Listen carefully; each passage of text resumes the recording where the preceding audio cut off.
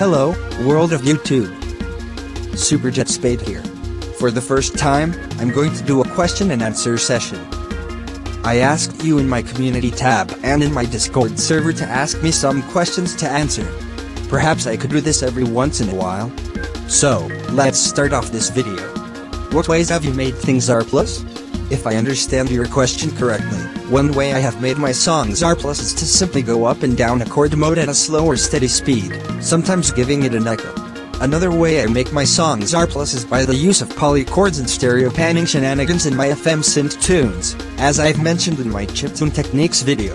The last way I have made my songs Arpless is to simply avoid using ARPs entirely, which I mostly do when working with an audio chip that has more than 6 channels, with some exceptions. What is the sound chip you like the most to work with? Anything involving FM synthesis, mostly of the 4-operator variety. YM2608, YM2612, and YM2610 to name a few, as I've been fascinated in the last 2 years with what could be possible with FM synthesis. My second most favorite has to be the one in the Super Nintendo Entertainment System, or Super Famicom, as I sometimes like to challenge myself in what I could do within the 64 kilobytes of space it allows. And my third most favorite is the one in the PC Engine, or TurboGrafx-16, as I've been fascinated with wavetable synthesis since late 2017, as the previous username of mine implies. What sound chip or sound chips you least or never used? I could perhaps answer both of those questions. The sound chips I've used the least are the ones in the Atari 2600, Commodore VIC-20, and Amiga.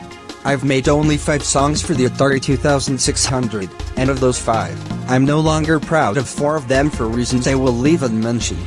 I've only made 1 song for the Commodore VIC-20, and it was a cover of an XM module made by Toby Comey on a native VIC-20 tracker running in an emulator. For the Amiga, I've made 2 complete songs and a test tune. One of the complete songs I made for it I'm no longer proud of, and the second one sounds like version 2 of the aforementioned song, since I reused its samples. For the second part of your question, the sound chips I never used is the one in the Commodore TED line of computers, as well as the one in the Neo Geo Pocket. The program for the Commodore TED computers has a tracker that has no MIDI input at all and an interesting name, and the one for the Neo Geo Pocket can only be done with MML at the moment, though someone might bring it to their FAMI tracker fork in the near future. I didn't count on the audio chips that have no music making programs for them, by the way. What are your favorite video game OSTs that served as inspiration for your music? I've had lots of favorites and inspirations from various games over the course of 5 years that I could probably write a book about it. Back in 2017 and 2018, my inspirations would have probably come from anything composed by Tim Follin, Matt Furniss, Naoki Kodaka, and Konami to name a few. Since 2019, I've had influence from video game soundtracks released back in the day that feature some kind of techno, dance club, or experimental type music.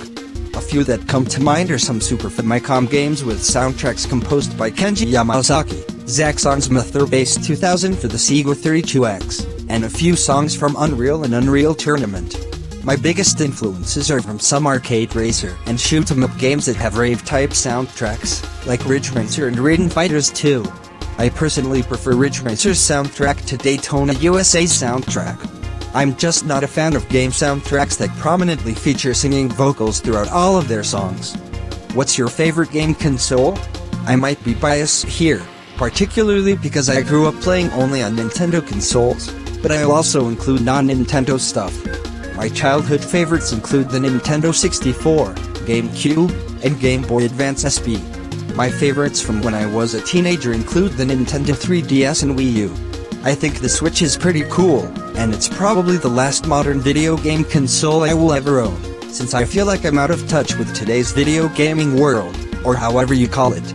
Of all consoles I mentioned, I no longer have my GameCube and Game Boy Advance SP, both of which I gave to a neighbor and a cousin respectively in 2010. For non-Nintendo stuff, the Sega Genesis, and first 2 PlayStation consoles from Sony are pretty cool. What song did you put the most effort on? After thinking about this question for some time, I believe I put the most effort on Mega Racer, as I did my best to make it fit with the prompt of the compilation, which was that of a game you won from a sweepstakes. The song is meant to capture what I imagine to be an outrun-inspired game with a futuristic theme and a techno soundtrack. I also have another song that I put a lot of effort on, but I can't release it yet as its album which I submitted for hasn't been released yet. I'll probably place it in the card when it's been released. What's the most difficult sound chip and/or program you've worked with?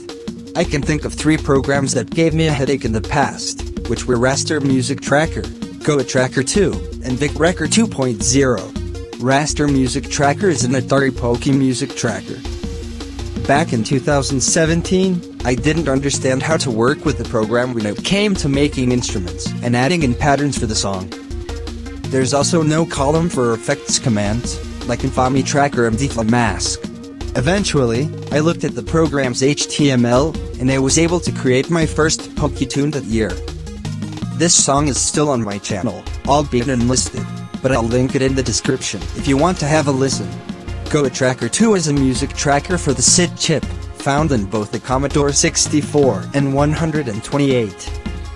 When I first booted up the program in 2017, its use of tables were quite intimidating to look at.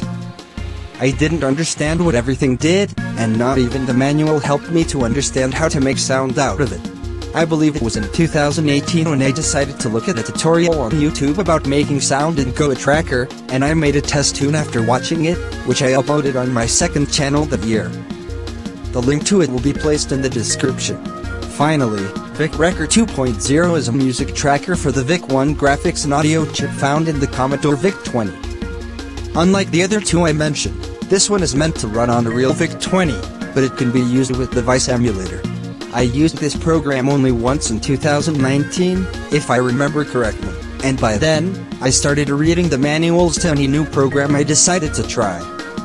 It took quite a while to learn about the features, but I did create something. The song was a cover of an XM module by Toby Comey called VIC-69, which was meant to mimic the sound capabilities of the VIC-1 chip. After making this cover, I decided that native trackers were too tedious for me to use and enjoy, so I never used any native music trackers since 2019. And I think I will stop this session right here. If there's any additional questions you want to ask me, you can leave them below in the comments section. Thanks to those on my Discord server who asked me these questions, and I will see you again in my next video. Have a great day or night.